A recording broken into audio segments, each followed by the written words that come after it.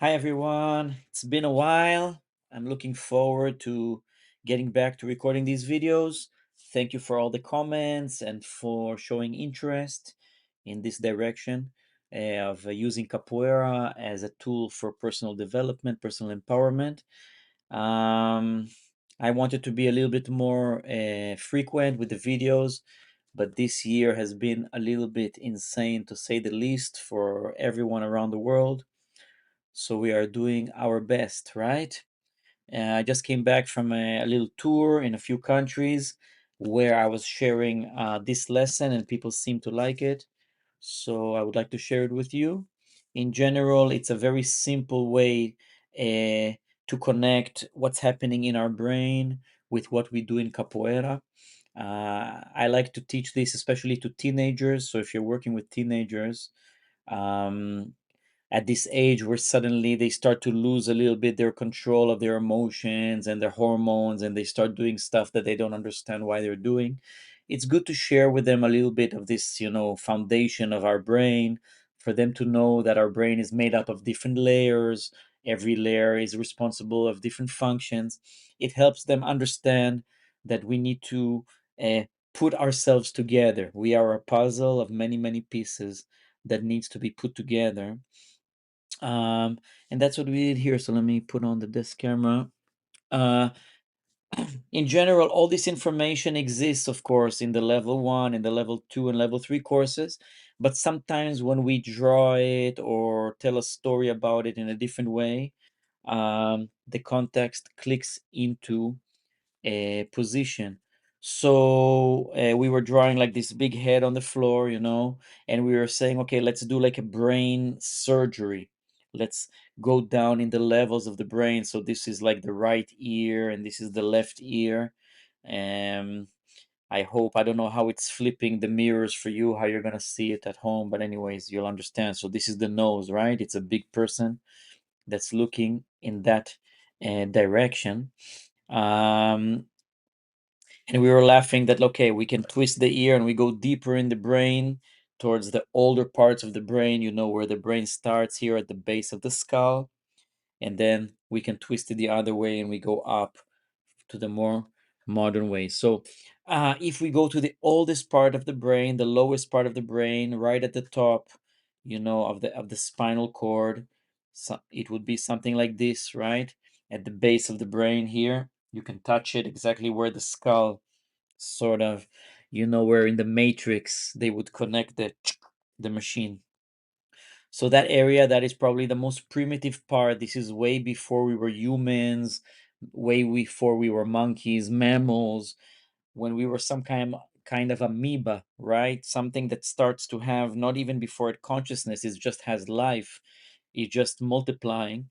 So there is a certain kind of brain that is in charge of all the automatic functions, and that's in our brain. That is that part, the oldest part, right?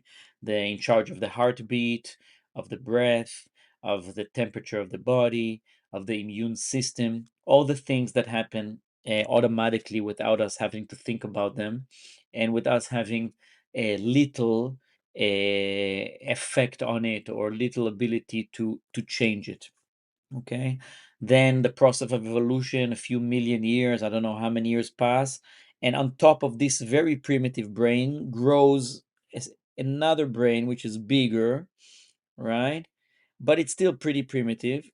But this is what in pop culture is called the lizard brain or the reptilian brain. Okay, this is basically, think about it, we were like nothing, now maybe we are a fish. So now the fish swims. If it sees a bigger fish, it needs to make a decision. Yeah, run away. If it sees a smaller fish, it makes a decision to attack. So this is the reptilian brain, where on top of all the automatic functions, all the autonomous functions, now we have two options basically, which is fight or flight, right? And these people already pretty much know today, and you can go deeper and understand how that works. Okay, so on top of that, many millions of years passed, and now we become something a lot more complicated. And then we get our hemispheres, right? We get the right hemisphere and we get the left hemisphere. And this is where like the game already starts to become a lot more interesting, almost like the computer is more complicated, the computer has more parts, and now the fish that can only fight or swim away suddenly starts to have more options. And of course there's more parts to the brain, but this like gives us already a pretty good start and understanding, right? So I was speaking a lot to people about the right brain and the left brain, and how in capoeira we use both parts. And actually, capoeira is an amazing activity to activate both parts. So, one example for that, the simplest thing, is to understand that the right hemisphere is in charge of the left part of the body, right? So that is beautiful. We are crossed, we are wired in a cross, and then the left hemisphere is in charge of everything that happens on the right side of the body. So when I'm moving my right hand, my left hemisphere is giving that command, and when I'm moving my left hand, the command is originating in the right hemisphere. Okay, so that's one thing. But what's beautiful about this process, we are also, we are pretty much built like we are folded in the middle. Yeah, we are exactly have a center line, and everything is exactly parallel, eh, on this center line. So when I take the right hand and move it past the center line into the left hand territory, I get some extra kind of wiring happening between the right and the left hemisphere. So any counterlateral movement, which is opposite hand to leg, which in capoeira basically is almost every movement. That is why we start from the ginga, which is already a counterlateral movement, but any negativa, almost any kick, any escape, you're going to have an opposite hand to leg momentum, because this is the most efficient way for the body to move. And this immediately promotes a connection between both hemispheres. So that's one beautiful thing, that already when you're doing capoeira, even if you're not aware of that, you're building very, very strong connections between the right and the left hemisphere. But there's more to that. Yeah. So the right hemisphere is considered a, people would call it the feminine. Okay. The feminine, because for several reasons, but this side will be more in charge of the creative, the intuitive, the artistic, the emotional, imaginative. Okay. Basically, imagining what is possible. Okay, that would be happening in the right brain. um, where in the left brain, which people would consider the masculine, that would be where we have all the logical thinking, the analytical thinking, the language, the sequence, how everything works in facts, the verbal, all that happens on the left. So basically, one side imagining everything that is possible, and the other side has the ability to really make it possible in reality. Okay, so of course we're living in a world that is very left brain oriented. The school system we go through is very left brain oriented, and the cities we live in and the nations and everything is very, in the last 2000 years, has been very left or very masculine or plus.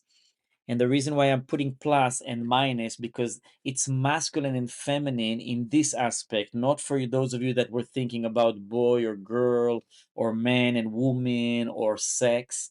It has nothing to do with that. It's more about the electrical charge. So if you'll go more into the brain, and maybe we'll do it in further talks. So in the brain, we have electricity and we have chemistry, right? So every thought, every it produces an electrical charge and a chemical charge. Inside the cell, it's electrical. Between the cells with the neurotransmitters, it is a chemical. So, like any battery, when you have chemical and electrical, you have an electromagnetic field happening, and that is what happens around our body and around our brain. So, this is almost like a battery. So think about it like that, and not masculine and feminine in the cultural uh, sense of the word. So that's it. That's a basic map, and what's important to understand, that it's almost like in levels. So if right now I am listening to music, and on the right side of my brain is processing the sounds and the harmonies, and there is words, so the left side of my brain is processing the words. And let's say I'm dancing in a creative way, so there's different parts of the right brain that are activating that.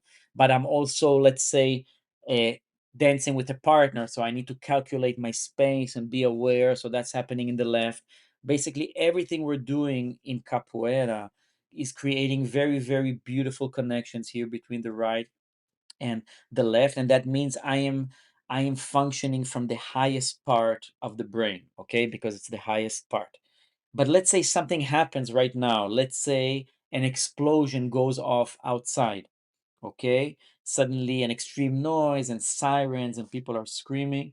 So immediately I will stop listening, hearing the music. It might keep going in the background, but immediately my focus is going to go in a different direction, because right now I need to function more from a place of survival. So maybe I went down to fight or flight, and now adrenaline, cortisol in my brain, my senses now they focus, because now I can only focus about, is it a bigger fish or a smaller fish, right? Do I fight or do I run away, right? And then I'm there. Suddenly the music disappears, and the creativity disappears, and it's all about survival. So I don't know, maybe you can relate to that when you're playing a game, and maybe in the beginning, when you have a lot of oxygen, everything is creative. But as you get tired and as you get stressed, and maybe as the game also is becoming a little bit stronger, you are going down in your brain into more fight or flight, okay, and suddenly your focus is very, very tuned in, but maybe you will be less creative, right? And then that's what we do in capoeira. We bring ourselves to this fight or flight threshold, and then turn it into a joke and volta ao mundo and listen to the music. So we basically expand our fight or flight zone, and we don't go in so fast to fight or flight. That's basically what we're doing when we're doing the whole process of teaching in a roda, and that the heat of the roda is constantly getting hotter and hotter. So as the students are evolving, what used to send them into fight or flight 2 months ago does not send them into fight or flight anymore. Okay, so for those of you out there that want to work with your students in a more traditional way through the game, so you're going to play with each student at the level where he's in a creative mode, which might be very basic level in the beginning for them because they're just beginning. And then slowly you're going to be adding some pressure, some speed, some thanks, bringing him close to fight or flight, watching his symptoms, watching his eyes, watching his breath, watching his pupils dilate, and then make it a joke, and then let him breathe, and then remind him of the beating bow. So that is a process I will share with you later, that I do a lot in private sessions. Okay. Um, so, what are a few things that can help us? Let's say, for example, right now we have a lot of friends in Israel and in Russia and in Ukraine. And in general, today, because we are living the stress of the whole world through our screens, our subconscious doesn't know the difference between an image that he sees on a screen or an image that is happening right in front of him. The subconscious is at a different level. So when you're watching war, when you're watching stress on your phone, the same chemicals that are happening to the soldiers or to the people uh, in the real war zone are happening in your brain. And we find ourselves in the last year, everybody, I'm traveling the world, people that are feeling, contracted, very compressed, difficulty to breathe, difficulty to sing, difficulty to find motivation. So this is almost like happening because of a prolonged state of fight or flight. So think about it. Thousands of years ago, let's say I'm a hunter in the savannah and a lion jumps out of me. So I go into fight or flight. I can run away. I can jump on a tree and save myself.